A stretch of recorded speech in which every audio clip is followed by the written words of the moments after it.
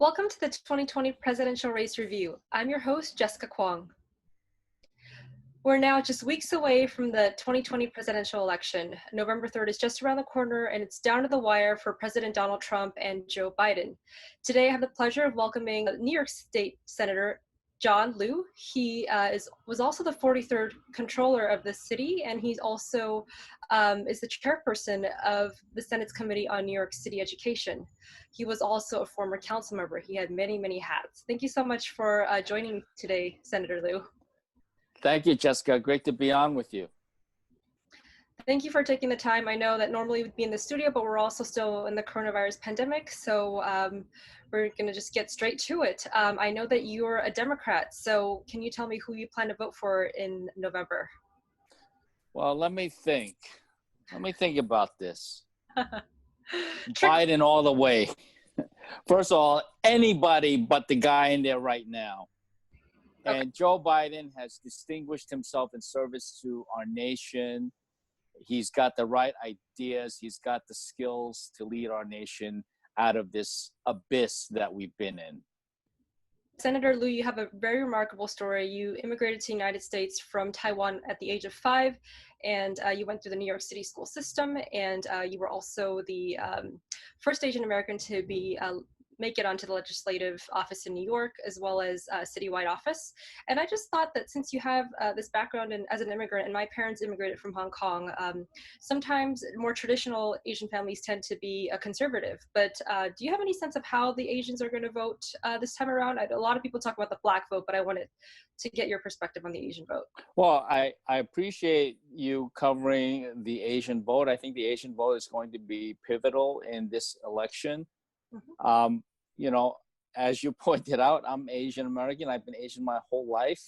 And so I know a little bit about the perspective. Mm-hmm. Sometimes people tend to broad brush Asian Americans as being more conservative or you know, I generally reject those kinds of labels, conservative, liberal, progressive, whatever it is. I think if you look at the issues, Asian Americans are very much in line with the general views of people of color. The first immigrants, the newest immigrants that get here, the priorities are much, much more immediate. Putting food on the table, clothing on their children, a shelter over their families. When you're working all the time, you don't have the luxury of thinking about a lot of different issues. It's immediate. You got to take care of immediate needs. And so things tend to be very straightforward, unidimensional for the first immigrants. My parents were like that. They worked all the time just to make sure that their kids weren't hungry and got a good education. That's what it's all about.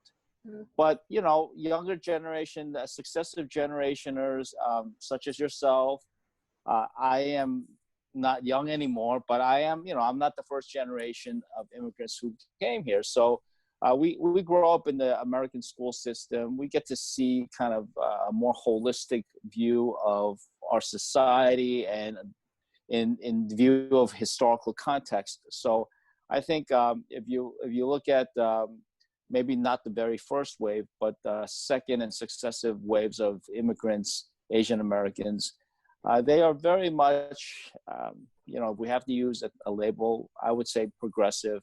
You look at you mentioned the Black vote, but this year we had a social upheaval sweep across the nation in the wake of George Floyd's killing, the Black Lives Matter movement. The Asian American community was very much in lockstep with the BLM movement, particularly young Asian Americans. So I think I feel good that the Asian American vote will be out there for the Democratic ticket, as it has been for many national elections at this point. I don't see that changing in any way. Sometimes the mainstream media like to point out, there are some Asians who happen to be MAGA Asians, make America great again, Asians. You'll find plenty of Democrats or Asian Americans who may not be affiliated anyway, but will still vote Democratic. Mm-hmm. And if you look at the vast majority of Asian American electeds here in New York and all across the country, even in red states, the vast majority of Asian American elected officials, leaders in their respective communities, are Democrats. And I think that certainly is going to sway the vote as well. Okay. I agree with what you're saying, because I actually know some more traditional older Asians who, you know, I mentioned sometimes they're a little bit more conservative, but I know that a lot of them aren't planning to vote Republican this time around, because some of the things that Donald Trump had said at the China virus and the Chinese virus and whatnot. I think the Asian vote is something we should really watch, because there are a lot, especially I'm from California, and there's a huge population there. So something definitely to watch. Right. And it's, you know, we also have to look at, I mean, for example, here in New York, and I guess in your home state of California, welcome to New York, Jessica. Hope you stay. We're gonna be for Joe Biden and Kamala Harris. There's no question. There's no chance that we're going to become some kind of swing state. But if you look at Florida, if you look at Michigan, some of those states where it's going to be very close, the Asian American vote will be pivotal. Mm-hmm. And I am very confident that in those particular states, Asian Americans will swing heavily Democratic. I think you're right. This is really, I think, a turning point with everything that's gone on. You know, the virus, Black Lives Matter. And I wanted to ask you about Black Lives Matter. So how do you think President Trump has responded to Black Lives Matter? Right now, he has a rhetoric of saying that he needs to be arrested because he's going to maintain law and order. What are your thoughts on all of that? Oh, I mean, I don't know. It's my thoughts about Trump on that issue, I guess. It's no different than my thoughts on Trump on any other issue. He's just been a disaster on this issue. Now, you know, here, being a progressive Democrat from New York, I can think one way, but I never forget the electoral college map we all saw from 4 years ago, which was a sea of red with some blue on the edges and some spots in the middle. So we can't remember, we cannot forget that that there's a lot of America that has a different mindset. So here Trump is clearly, he's, you know, I don't have much respect for him, but I would not underestimate the guy. He is not a dummy. And he says that things that are so antagonistic and downright offensive to me and, you know, like-minded New Yorkers and probably Californians as well. But what he's saying intentionally to galvanize his base, a base that is formulated based on division. So right. He knows exactly what he's doing, and he's using the worst in people to shore up his own support. So I say all of that to remind people that we cannot be complacent in any way, that nobody ever thought that Donald Trump would get very far in 2016 in the primary, and he won the Republican primary. And then we kind of like laughed it off, like, okay, well, that we're happy as Democrats, we're happy that he's the Republican nominee because Hillary's going to trounce him. And, you know, the guy has confounded every expectation for 4 years. He has constantly gone against conventional wisdom. So in order for the Democratic ticket, Biden-Harris, to win this election, they cannot be conventional. They have to think outside the box. And as a Democrat, I'm doing everything I can to help think outside the box, get that vote out, not just here in New York, but helping New York volunteers get the vote out in those key pivotal states. Mm-hmm. What exactly, I want you to elaborate on that. What exactly are you doing to try to help Joe Biden's campaign? Obviously, New York is a blue state, so that's not going to change. But are you getting people from New York to call and mobilize in other states, or what exactly is it going to take? Yeah, I mean, there are lots and lots of New Yorkers, from the Democratic clubs to the county organizations to the newer reform groups, who are fielding volunteers, calling, and nowadays it's texting voters in other states, particularly the target states, and even before even before COVID-19 and texting and phoning, in previous elections, many New Yorkers have jumped on a bus and gone to Pennsylvania. Pennsylvania is an important state as well. Yes. It's more, it's more doable than like going to Florida in person.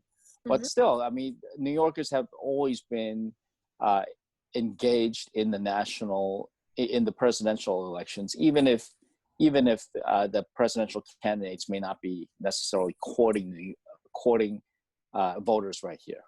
But once again, you have Donald Trump making ludicrous statements about how he thinks he's going to win New York, which, I mean, it's. But it's like you said, it's his strategy, and it seems to be working because he's got that broad base still there. Well, we have to, yeah. I mean, he does have a base upstate, and right in my own backyard. I've got. I mean, to me it's disturbing, but I've got my share of MAGA cap wearers and lawn signers. I mean, it's, there are people out there, even in New York, who are fervent supporters of Donald Trump.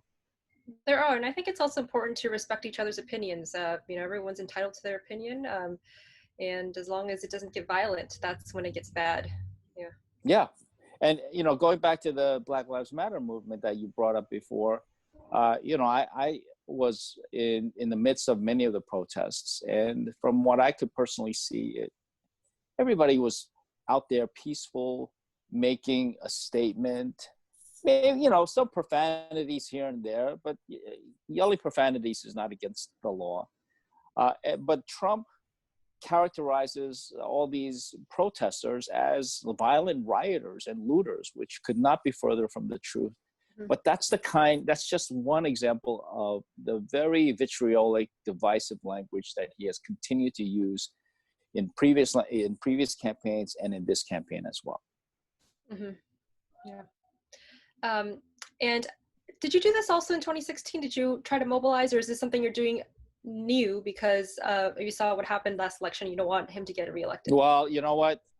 I will admit I was a little too soft in 2016. That's not going to happen again this year in 2020. Okay. Well, thanks so much, Senator Liu, and we'll be back to talk about this more after this short break. There's a way to stop the spread of coronavirus. There's a way to protect others. There's a way to keep your family safe. New York figured it out. The answer weighs less than an ounce. It's not a heavy lift.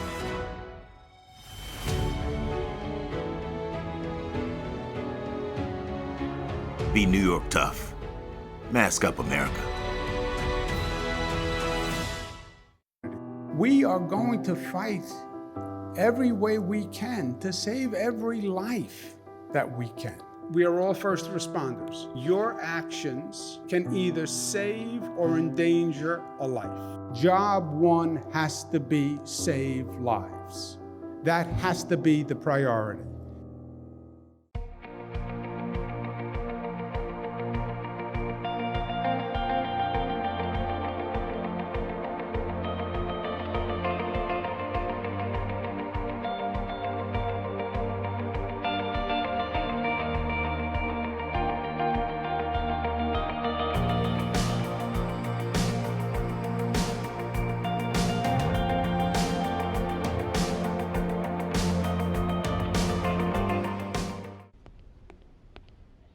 Can I tell you a cat joke? Just kidding. Why did the girl ask the mushroom to dance? Because he was a fun guy. What do you call a pig that knows karate? Pork chop. So how does a tissue dance? Put a little boogie on it.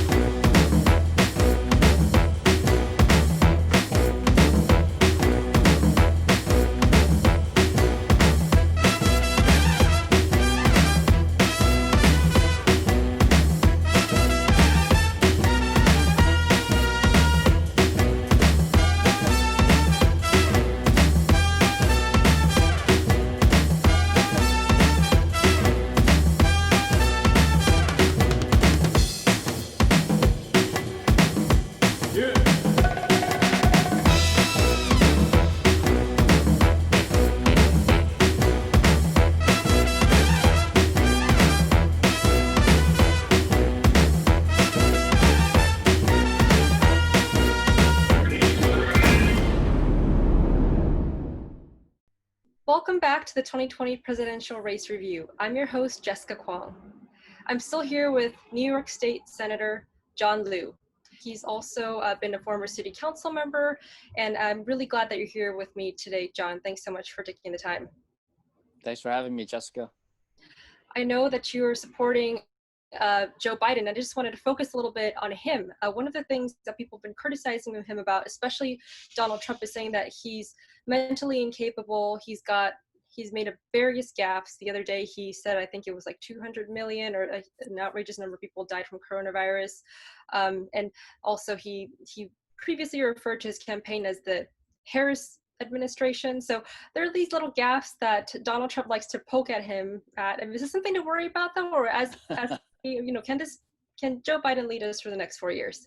I'm trying to wrap my head around what you're asking me, Jessica. You're asking me about Donald Trump saying that Joe Biden has made gaffes. I mean, I'm just trying to get over that statement. You want to count the number of gaffes that Biden has made compared to the number of gaffes that Trump has made, or inaccuracies or outright lies. I mean, it's can't even compare.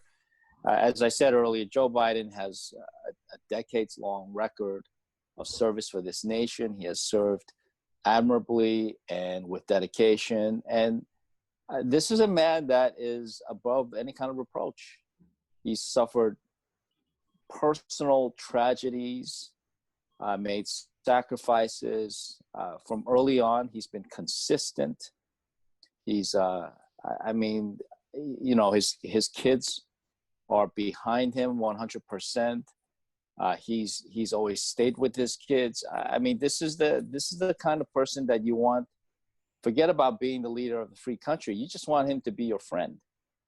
And so there are so many huge, ginormous contrasts you can make between Biden and Trump. And, what can I say? This election, whatever your opinions are, there's a very, very clear choice.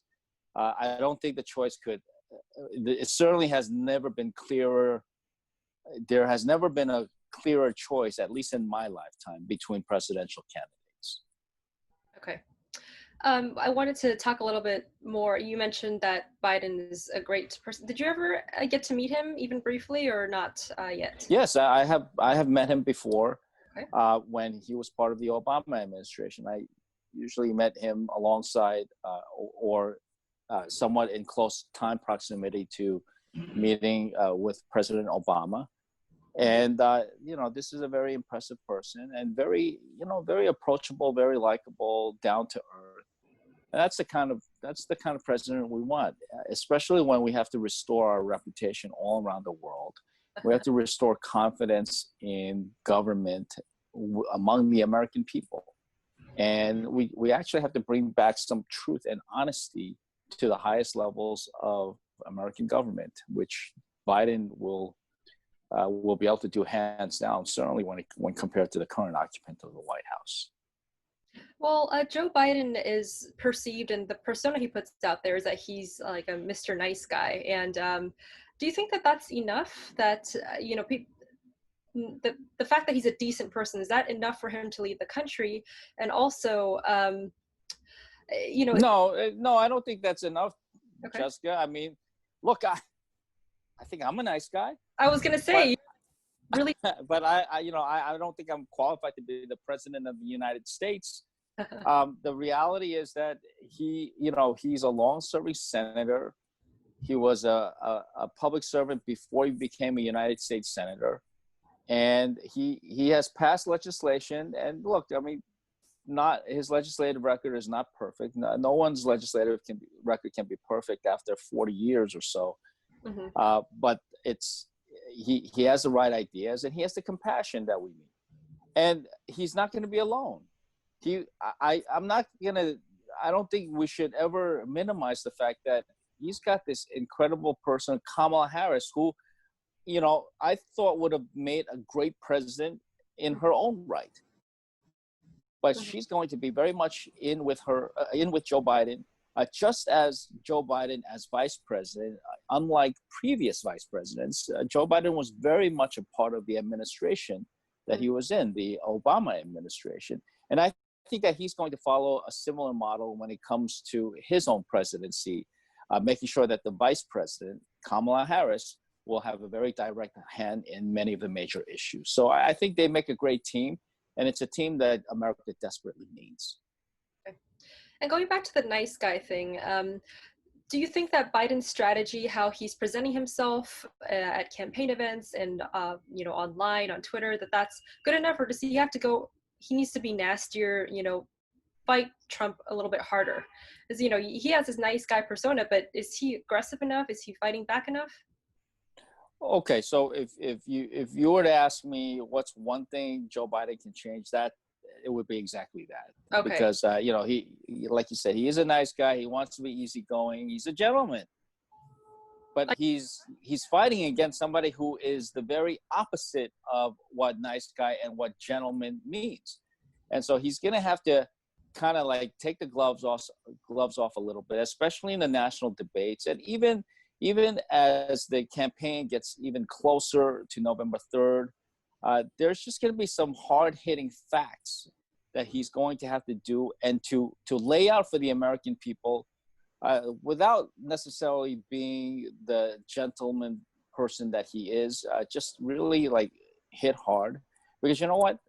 There's going to be no holds bar coming from Trump. So Biden's got to do the same thing. And I'm not saying that Biden should stoop to the same level. I don't think he needs to do that.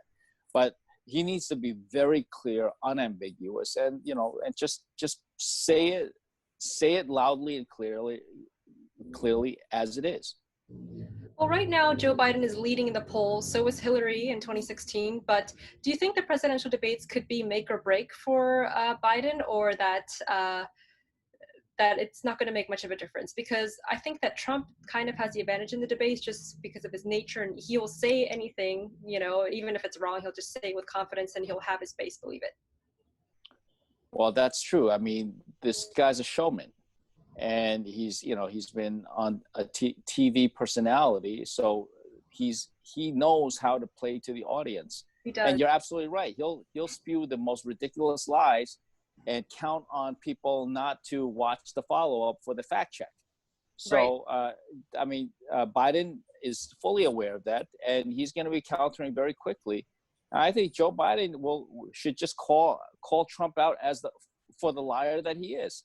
Continuously ask him why are you lying about this? Why are you lying about that? I mean, that's all Biden really needs to do, but to do so unabashedly and without any kind of restraint.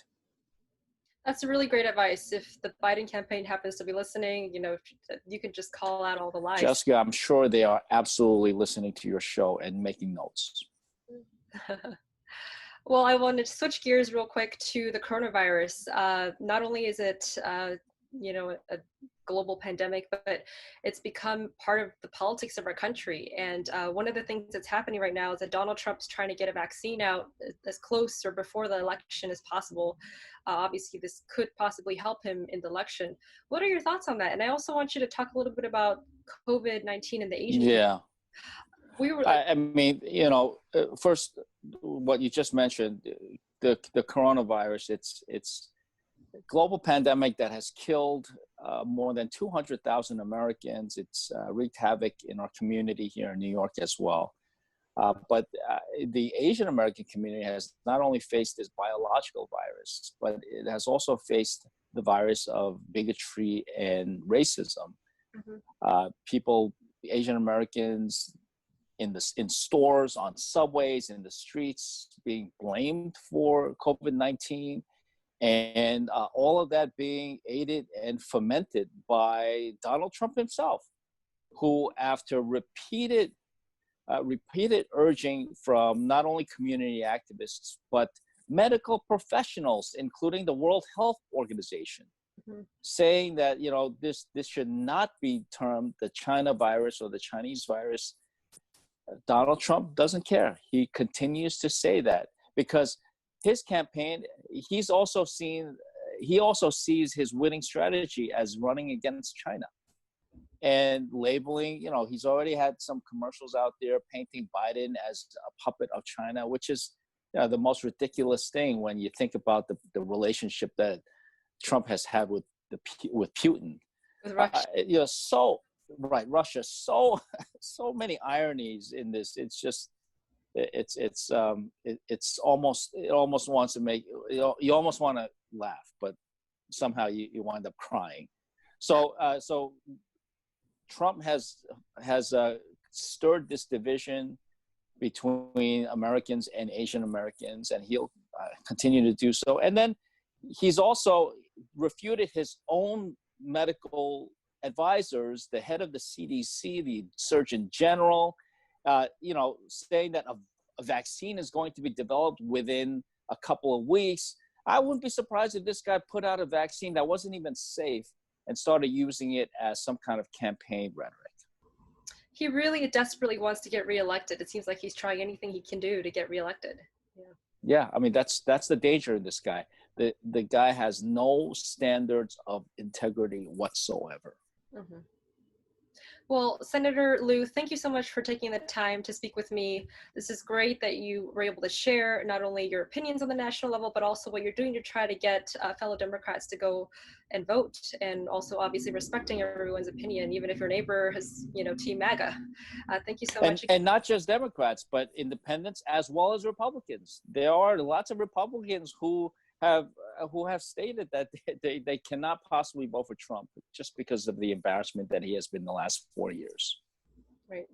Well, thank you so much again, Senator, and thank you everyone for tuning in for this episode of the 2020 Presidential Race Review. Thank you for watching, and hopefully go to the polls and get your vote out. See you next time.